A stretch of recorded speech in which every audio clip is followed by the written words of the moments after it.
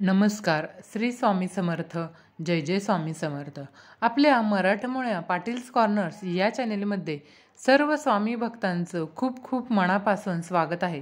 मैत्रिणींनो, आपल्यापैकी बऱ्याच जणींनी असा निश्चय केला असेल की 20 ते 27 डिसेंबर या दरम्यान आपण गुरुचरित्राचं पारायण करायचं. तर हे पारायण आपण कशा पद्धतीने करू शकतो 7 दिवसामध्ये, याच्या संदर्भात सर्व माहिती आजच्या या व्हिडिओमध्ये मी तुम्हाला सांगणार आहे. जर तुम्ही नवीन असाल तर चॅनेलला लाईक आणि सबस्क्राईब नक्की करा आणि तुमच्या मित्रमैत्रिणींना सुद्धा हा व्हिडिओ नक्की शेअर करा. मैत्रिणींनो, आपल्यापैकी बऱ्याच जणांची इच्छा असते की गुरुचरित्राचं पारायण करायचं, पण त्या पारायण करण्यामागे कोणते नियम आहेत किंवा कोणत्या अटी आहेत हे आपल्याला माहिती नसतं.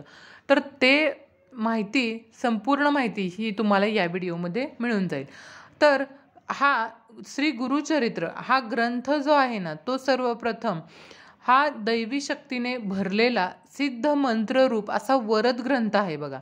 आणि हा महान प्रासादिक ग्रंथ सरस्वती गंगाधर यांनी लिहिला आहे. तसंच अनेक दत्त उपासक या ग्रंथाचं पारायण करतात. कोण कोण 21 दिवस करतात, कोण 7 दिवस करतात, तर कोणी 1 दिवसाचं, असं वेगवेगळ्या प्रकारचे पारायणं बरेच जण करत असतात. तर संकटकाळी गुरुचरित्राचं पारायण केलं म्हणजे काय होतं, तर संकट दुःख नाहीशी होतात आणि इच्छित फलप्राप्ती होते, अशी बऱ्याच लोकांची श्रद्धा आहे बघा. आणि अनुभवसुद्धा आहेत. श्री गुरुचरित्र ग्रंथामधील प्रत्येक ओवी मंत्रमय आहे आणि श्री गुरुचरित्राच्या सप्ताहास दत्त जयंतीच्या अगोदर 6 दिवस सुरुवात करता येते. त्यामुळं काय होतं, तर दत्त जयंतीच्या दिवशी 7वा दिवस येतो आणि त्या 7व्या दिवशी आपण उद्यापन करू शकतो. आता या ग्रंथामध्ये एकूण 52 अध्याय आहेत बघा. तर तुम्ही पहिल्या दिवशी कशा प्रकारे याचं पारायण करू शकता ते तुम्हाला मी सांगते. सर्वप्रथम पहिल्या दिवशी अध्याय 1 ते 7 वाचायचे. दुसऱ्या दिवशी अध्याय 8 ते 18. तिसऱ्या दिवशी 19 ते 28. चौथ्या दिवशी 29 ते 34. पाचव्या दिवशी 35 ते 37 आणि 6व्या दिवशी 38 ते 43 आणि 7व्या दिवशी 44 ते 52. अशा प्रकारे हे तुम्ही पारायण करायचं असतं. आणि 3 दिवसाचं पारायण करताना काय करायचं बघा. जर तुम्ही 3 दिवसाचं पारायण करणार असाल तर पहिल्या दिवशी 1 ते 22 अध्याय वाचायचे. दुसऱ्या दिवशी 22 ते 33 आणि तिसऱ्या दिवशी 34 ते 52 या अध्यायाचं वाचन करायचं. आता पारायण चालू असताना कोणकोणते नियम आहेत किंवा अटी आहेत हे लक्षात घ्या. तर पारायण चालू असताना आपण व्रतस्थ राहायचं आणि 8व्या दिवशी आपण त्याचं उद्यापन करायचं. पारायण करणाऱ्या दत्तभक्ताने एक वेळ अन्न घ्यायचं, फक्त दूध, भात, गव्हाची पोळी, तूप, साखर हे खायचं. तसंच पारायण करत असताना पलंगावर आपण झोपायचं नाही बघा, जमिनीवरच आपण झोपायचं. सप्ताहाच्या अनुष्ठानात व्रतस्थपणा आपल्याला पाळणं खूप गरजेचं आहे. आपण काय करायचं, सकाळी स्नानानंतर आपलं आंघोळ वगैरे झाली की स्वतःच्या कपाळाला सर्वप्रथम कुंकू लावायचं आणि घरातील देवपूजा करायची आणि देवांना आणि घरातील वडील मंडळींना नमस्कार करून मग पूजेला आपल्या सुरुवात करायची. आता सर्वप्रथम आपण संकल्प करायचा.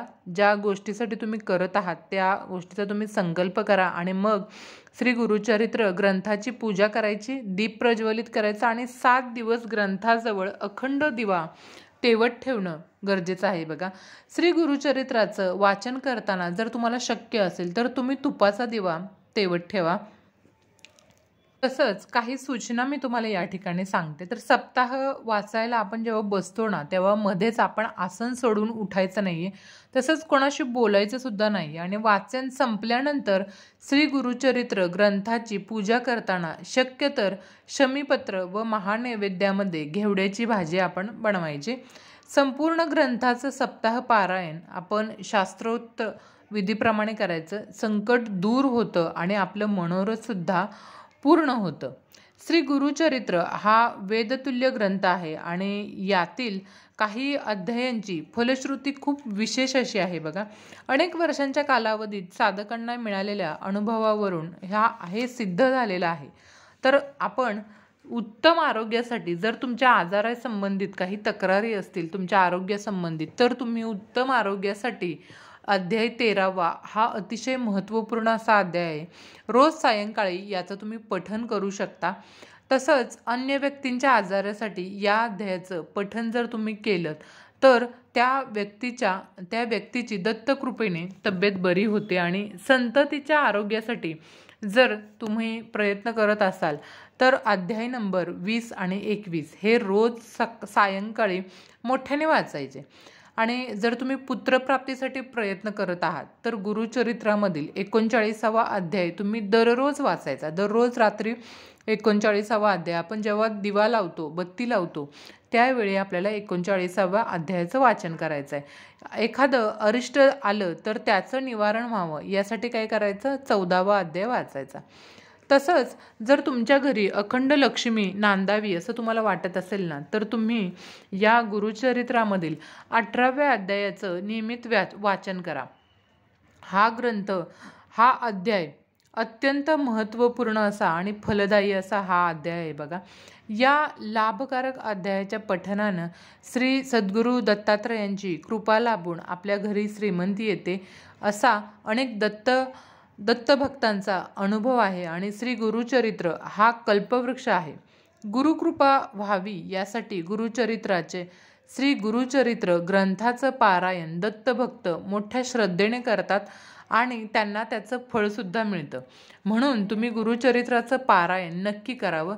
आता हे पारायण कुणी करावं, तर हे पारायण स्त्रियासुद्धा करू शकतात, महिला पुरुष दोन्ही, मुलं विद्यार्थी कोणीही करू शकतं. फक्त हे पारायण करत असताना तुम्ही जेव्हा गुरुचरित्र ग्रंथ घेणार असाल तेव्हा श्री स्वामी समर्थ मठामधून किंवा केंद्रामध्ये उपलब्ध आहेत बघा दिंडोरी प्रणीत ग्रंथ, हा ग्रंथ तुम्ही वाचायचा आहे, याचंच पठण करायचं आहे. गुरुचरित्र ग्रंथामधील सर्वच अध्यायांचं विशेष असं महात्म्य आहे आणि या ग्रंथाच्या पारायणानं अधिक पुण्य लागतं. तसंच ईश्वराची कृपा होऊन सर्व इच्छा पूर्ण होतात. आपल्या दुःख, संकट, पीडा, क्लेश, चिंता दूर करण्याचा प्रभावी उपाय म्हणजे गुरुचरित्राचं पारायण आहे बघा. आणि हे वर्षातून एकदाच तुम्ही करू शकता. हा अतिशय महत्त्वाचा असा हे 6 दिवस असतात. या दत्त जयंतीच्या दिवशी आपण आपल्या इच्छा पूर्ण करण्यासाठी पूर्ण अंतकरणातील परम श्रद्धेने आपण या गुरुचरित्राचं पारायण करायचं. श्री दत्त कृपा आपल्यावर निश्चितच होते. कारण श्री दत्तगुरु हे करुणासागर आहेत, कृपाळू आहेत. त्यांची उपासना केली असता आपल्याला आत्मिक समाधान मिळतं, सात्विक समाधान, शांती प्राप्त होतं. ब्रह्मा, विष्णू आणि महेश या 3 देवांचं एकत्रित रूप म्हणजे त्रिमूर्ती दत्तात्रय. म्हणून श्री दत्तात्रयांच्या नमनाच्या श्लोकात असं म्हटलेलं आहे की गुरुर ब्रह्मा गुरुर विष्णू गुरुर देव महेश्वरा गुरु साक्षात परब्रह्म तस्मै श्री गुरुवे नमः. श्री दत्तात्रय हे जगद्गुरु आहेत आणि श्रीपाद श्रीवल्लभ हे श्री दत्तात्रयांचे पहिले अवतार मानले जातात. तसंच श्री दत्तात्रयांचा दुसरा अवतार म्हणजे नरसिंह सरस्वती हे दत्तात्रयांचे दुसरे अवतार मानले जातात बघा. तसंच तिसरा अवतार म्हणजेच आपले स्वामी महाराज आहेत बघा. श्री गुरूंचा महिमा हा असा आहे की ज्यांचा भक्तिभाव दृढ असेल त्याला श्री गुरु साक्षात दर्शन देतात आणि त्यांची सर्व मनोरथे सफल करतात. आता जर तुम्ही श्री गुरुचरित्राचं पारायण करत असाल तर वाचन पूर्ण झाल्यानंतर तुम्हाला काय करायचं आहे, तर ब्राह्मण किंवा सुवासिनींना भोजनाला आमंत्रित करायचं आहे तुमच्या घरामध्ये. तसंच त्यांची खणा नारळाने सुवासिनींची ओटी भरायची आणि त्यांना दक्षिणा द्यायची. तसंच गुरुदर्शन मनोमन होईल आणि तुम्हाला सौख्यसुद्धा लाभेल. श्री गुरुचरित्र हा ग्रंथ 7300 ओव्यांचा आहे आणि हे श्री गुरुचरित्र सरस्वती गंगाधर यांनी श्री गुरुच्या आज्ञेने लिहिलेलं आहे. श्री दत्तगुरु, श्रीपाद वल्लभ आणि श्री नरसिंह सरस्वती, श्री सरस्वती गंगाधर यांना मोठ्या प्रेमाने मी वंदन करते आणि हा ग्रंथ याचं पारायण तुम्ही नक्की करावं अशी इच्छा व्यक्त करते.